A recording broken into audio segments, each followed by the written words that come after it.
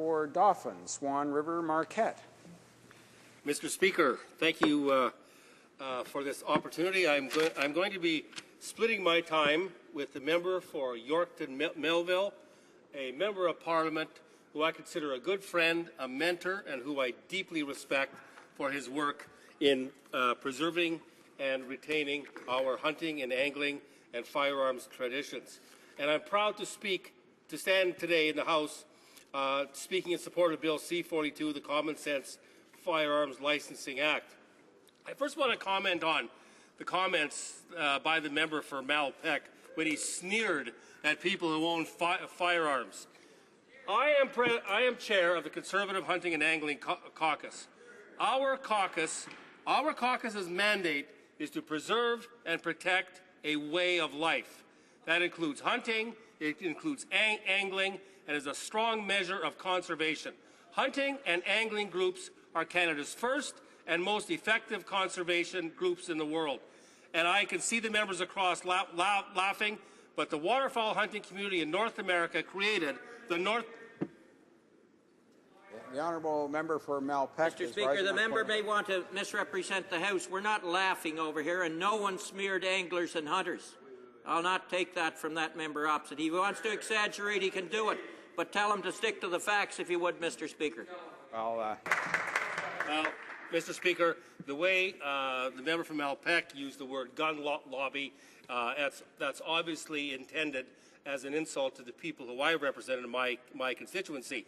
And the gun lobby, so-called, are mothers and daughters and fathers and sons and uncles and aunts who hunt and fish in this country and who dedicate themselves to the conservation of our fish and wildlife resources. They want to narrow the debate, and we are enlarging it.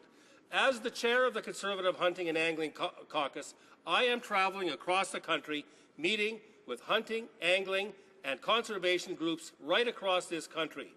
And to a group, Mr. Speaker, they are genuinely supportive of the Common Sense Firearms Licensing Act and even more supportive of the conservation measures this government has brought in, such as the National Conservation Plan.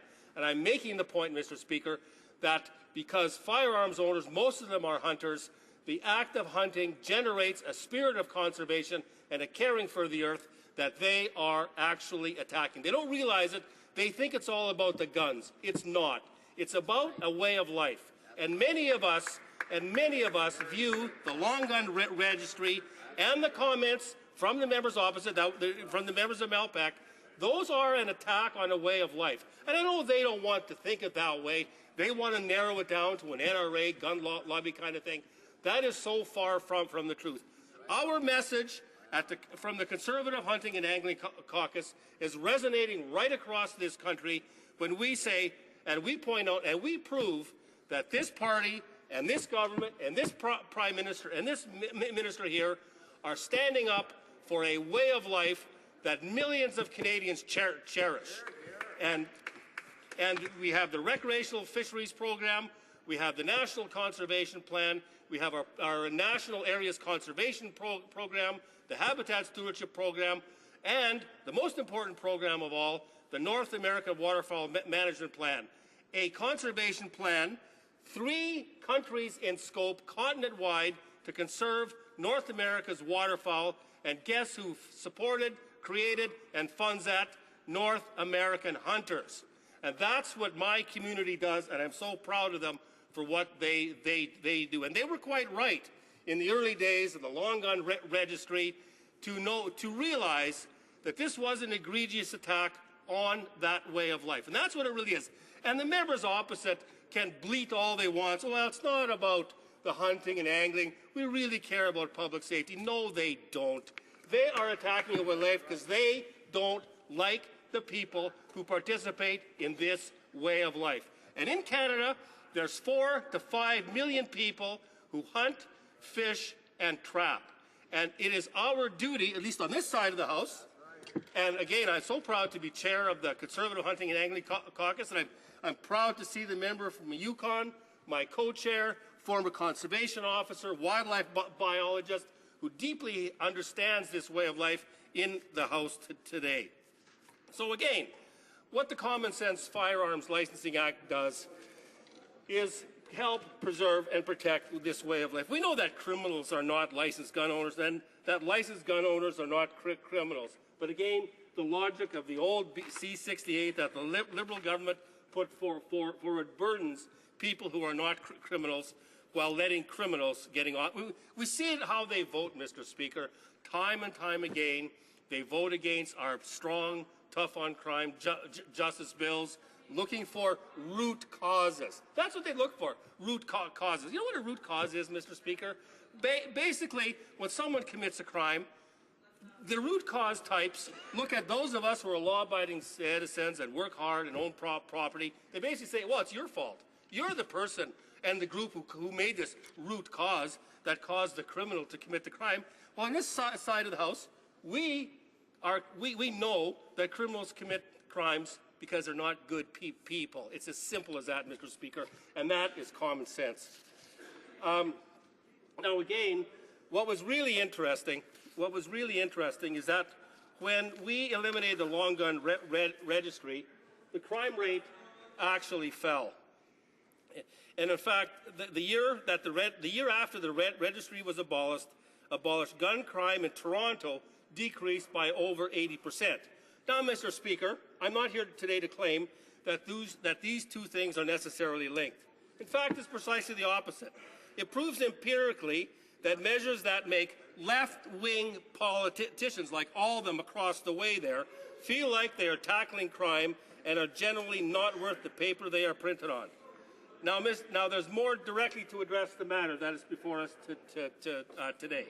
As I said, as chair of the Conservative Hunting and Angling Caucus, I travel across the country. I meet with wildlife associations, rod and gun clubs, and everyday ordinary hunters. And without exception, the first problem that I hear when we talk about federal firearms legislation is that there was no common sense. Well, we're bringing common sense in. And it is clear that the early laws drafted by the Liberals were crafted by someone who couldn't tell a rifle from a shotgun. Let me tell you about the Manitoba Wildlife Federation, what they had to say about this bill. They said, we support smart, cost-effective firearms policy that keeps Canadians safe, but treats gun owners fairly. We applaud the Conservative government's ongoing efforts to streamline firearms licensing in Canada to make it more effective and efficient. Now, this one is very interesting. Pardon my Manitoba High School French, but the Fédération Québécoise des Chasseurs et Pêcheurs, the Quebec Hunting and Fishing Federation, and this is a quote from them, is thrilled with this initiative. Wow. Quebec hunters are very pleased with this bill, and this is a quote, because it simplifies the license issuing process for law-abiding users while reinforcing the concepts of safety and education. That's a quote. And, Mr. Speaker, there are 575,000 Quebecers who own firearms and enjoy hunting. We are going to make sure that every one of those law-abiding Quebec firearm owners and hunters knows exactly what is in this bill, and we think that they will react accordingly. The Ontario Federation of Anglers and Hunters, 100,000 strong. The changes proposed by this government strike a balance between the need to remove administrative burdens on legal law-abiding firearms owners in Canada and government's intention to protect and enhance public safety. In our opinion, they have succeeded on both counts. So we have quotes from the hunting and angling and conservation groups right across the country. So this notion that the member from Malpeque says that there's some kind of narrow base that we're appealing to is utter nonsense. These are regular, common folk who know something bad when they see it and are applauding our government's efforts to protect and preserve the grassroots hunting and, of course, the angling traditions in this country. A quick word on the authorization to transport. That applies only to restricted and prohibited firearms. The member opposite, the member from Malpeque, clearly doesn't understand the difference between firearms. When the reclassification happened as well, the Swiss Arms and CZ rifles were reclassified simply because how they looked, not because of what they did. They were semi-automatic firearms, and I own semi-automatic firearms, and other people in this room do as well. So they were reclassified because of how they looked, not what they did. Nobody is proposing that any restricted firearms ever be legalized, like fully automatic firearms. I certainly would not support that. In terms of the ATT, every single time that a law-abiding shooter went to the range, they had to get a permit every single day. Now we've made it so once they get there, the first ATT, it's good. Thank you very much, Mr. Speaker. Guess any comment?